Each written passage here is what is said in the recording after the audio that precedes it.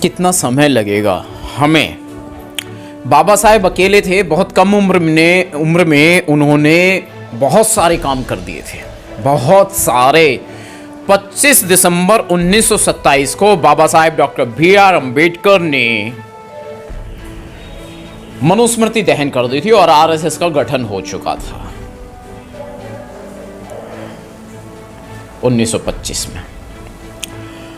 आज आरएसएस का संगठन पूरे इंडिया में अपनी संगठन हुए, बेशक मनुवादी मूर्ख हों, परम मूर्ख होते भी आप हम सभी जानते हैं, लेकिन वो संगठन के स्तर पर कामयाब रहते हैं। लेकिन संविधान एक ऐसी बपौती है, संविधान एक ऐसी दौलत है, संविधान एक ऐसी ताकत है जो मनुवादियों का दम निकाले हुए है। मनुवादियों ने इलेक्ट्रॉनिक वोटिंग मशीन के दम पर सत्ता में स्थान तो बना लिया है, वे स्थापित भी हो गए हैं और हम उन्हें हटा भी नहीं पा रहे हैं। कानून भी है, संविधान भी है, और उन्होंने कहा कानून ही बदल देंगे और उन्होंने कानून भी बदल दिया। अब क्या कानून बदल दिया उन्होंने? उनकी औकात कितनी है? उन्होंने मनुस्मृति इंप्लीमेंट की हुई है। मनुस्मृति जो उनका एक मूर्खों का ग्रंथ है वो काबिज किया, वो पहले भी था अब भी है। पहले डायरेक्ट वे में चलता था, अब इनडायरेक्ट वे में चलता है, नहीं चल रहा है। तो भारत संविधान से चलता है। ये इस देश के प्रधानमंत्री, देश के सबसे बड़े नौकर ने भी ये बात बताई थी पूरे देश को। उत्तर प्रदेश के नौकर ने भी, उत्तर प्रदेश का जो सबसे बड़ा नौकर है उसने भी ये बात बताई थी पूरी इंडिया को। मैं बोल रहा हूं नंदकिशोर जय भीम संसार यूट्यूब चैनल से। मेरा मोबाइल नंबर यहां मेंशन कर रहा हूं, ये देखिएगा, इस पे लिखा हुआ है। हो सकता है वीडियो एडिट ना कर पाऊं क्योंकि एडिटिंग में वीडियो फंस जाती है, मेरे पास इतना टाइम नहीं होता। 8766284334 मेरा टाइम स्नैच मनुवादी कर रहे हैं। खैर, जितने भी ये सीएम पीएम राजनीतिक सत्ता में लोग जो बैठे हुए हैं, ये देश के नौकर हैं। मैं भी कह रहा हूं और संविधान भी कहता है और कानून भी कहता है और व्यवस्था भी कहती है, वर्ण व्यवस्था नहीं कहती। वर्ण व्यवस्था तो है ही मूर्खों का ग्रंथ, वो क्यों अच्छी बात कर देगी, क्यों सही बात बोलेगी, सटीक बात बोलेगी, क्यों बढ़िया बात कहेगी।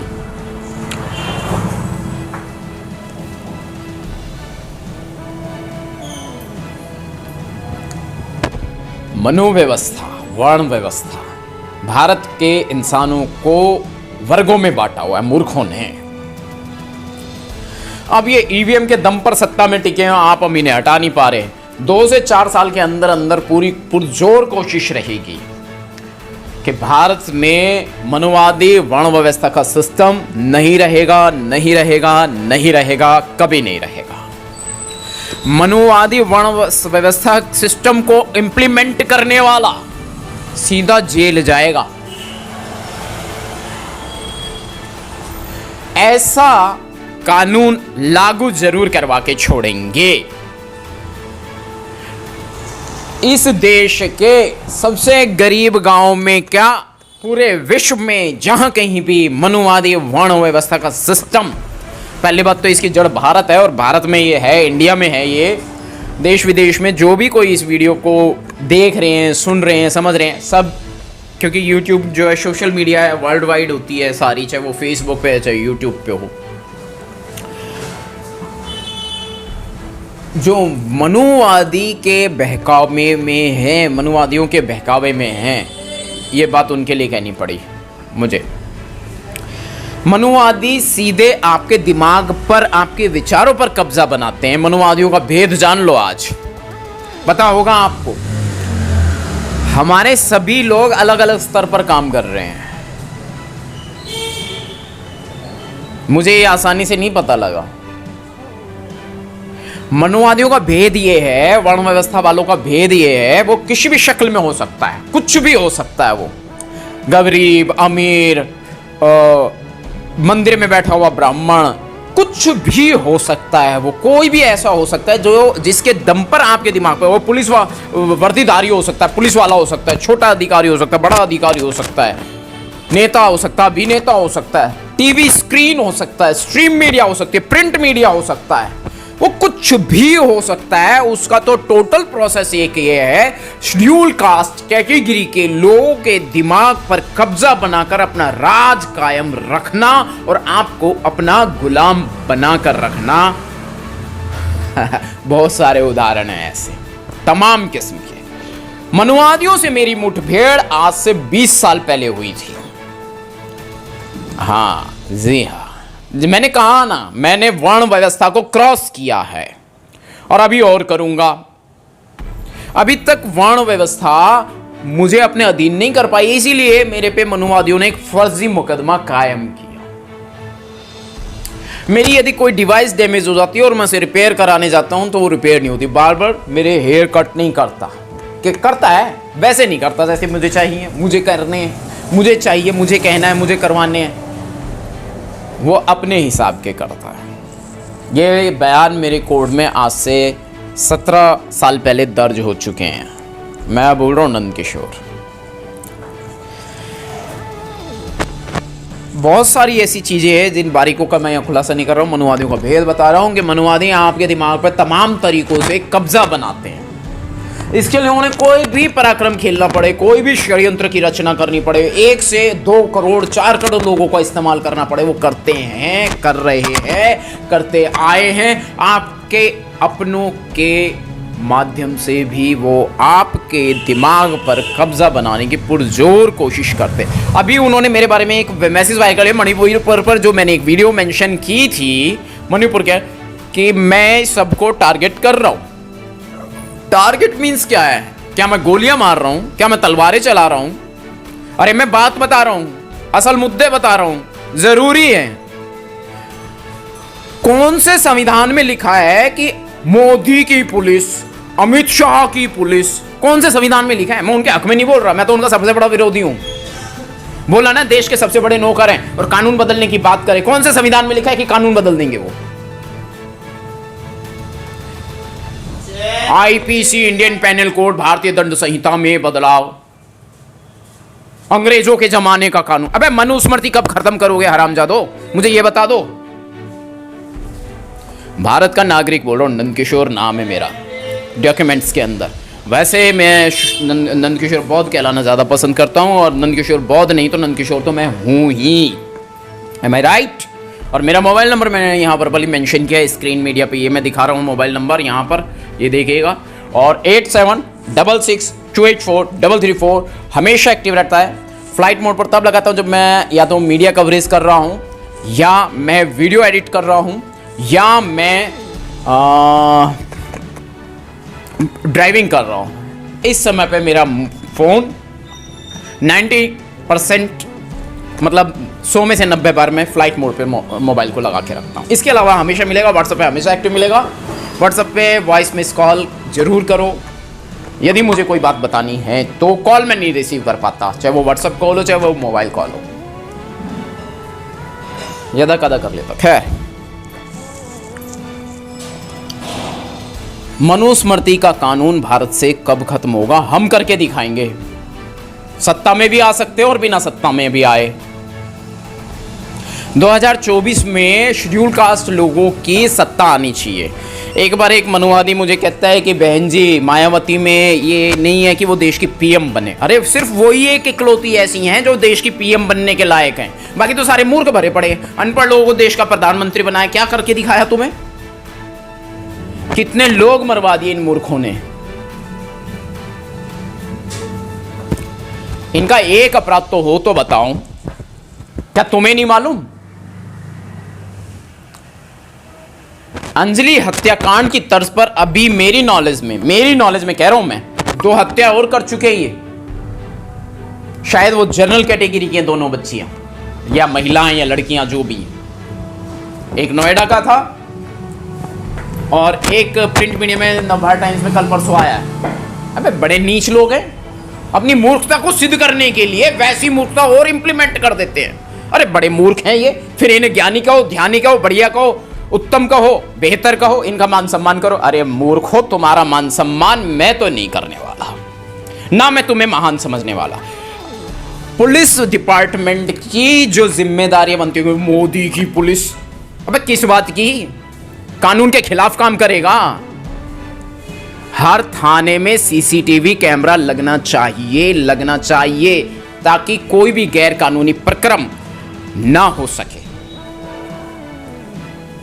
कुछ पुलिस वाले हैं जिन्हें मैंने जेल भेजना है, कई बार शिकायत दे चुका हूं पिछले 8-10 सालों में, और अभी फिर दूंगा। लेकिन इस बार जो शिकायत होगी वो इस तरीके से होगी कि वो शिकायत खत्म नहीं होगी और मनुवादी जो पुलिस वाले हैं जिन्होंने जातिवाद भी किया है और गैर कानूनी प्रक्रम भी किए हैं, उनको जेल जाना फिक्स है। यदि मनुवादियों के खिलाफ आप सक्रिय हैं और आप बहुजनों का भारत चाहते हैं, मूल निवासियों का भारत चाहते हैं, तो मैं उम्मीद करूंगा कि आप मुझे समर्थन देंगे। रटे रटाए सिद्धांतों से मैं जरा दूर रहता हूं। बहुजन महापुरुषों का, बहुजन महामाताओं का सम्मान, मान सम्मान और उनके द्वारा किए गए संघर्षों के माध्यम से ही हमें यह जीवन मिला है। जैसे भोजन घर में हमें परोसा हुआ थाली में मिलता है, इस तरीके से।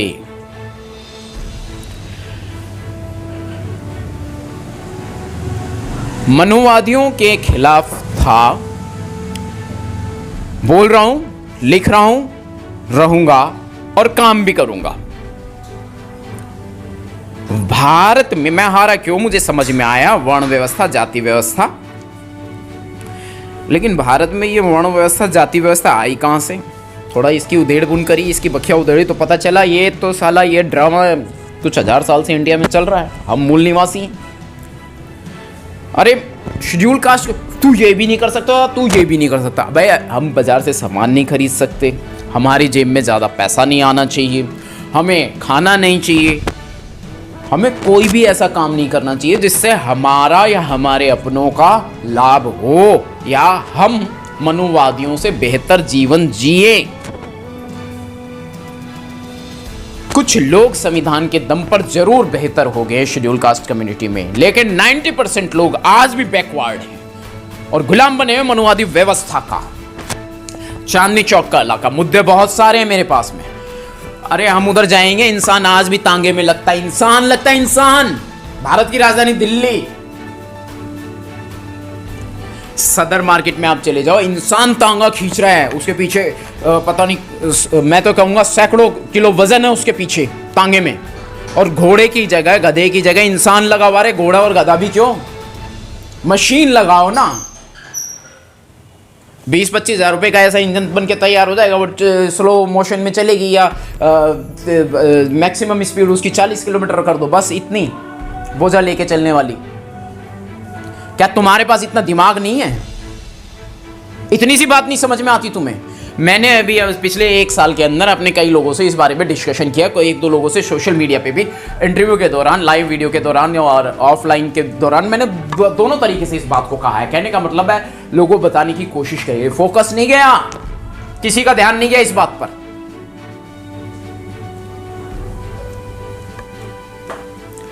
तरक्की कर ली, विश्व गुरु भारत। अबे किस बात का विश्व गुरु? बुद्धिज्म में तो है, वो तो तुम नहीं भी कहोगे तब भी है, तुम्हारे बिना कहे भी है। इतना काम हमारे सम्राट अशोक ने आज से कुछ 1000 साल पहले ही कर दिया था। अपने समय में ही उन्होंने ये काम कर दिया था। अपने पुत्र और पुत्री को संघमित्रा और महेंद्र, इनको पूरे विश्व में उन्होंने कहा जाओ बुद्ध धम्म का प्रचार प्रसार करो। इसे कहते हैं बुद्धिजीवी।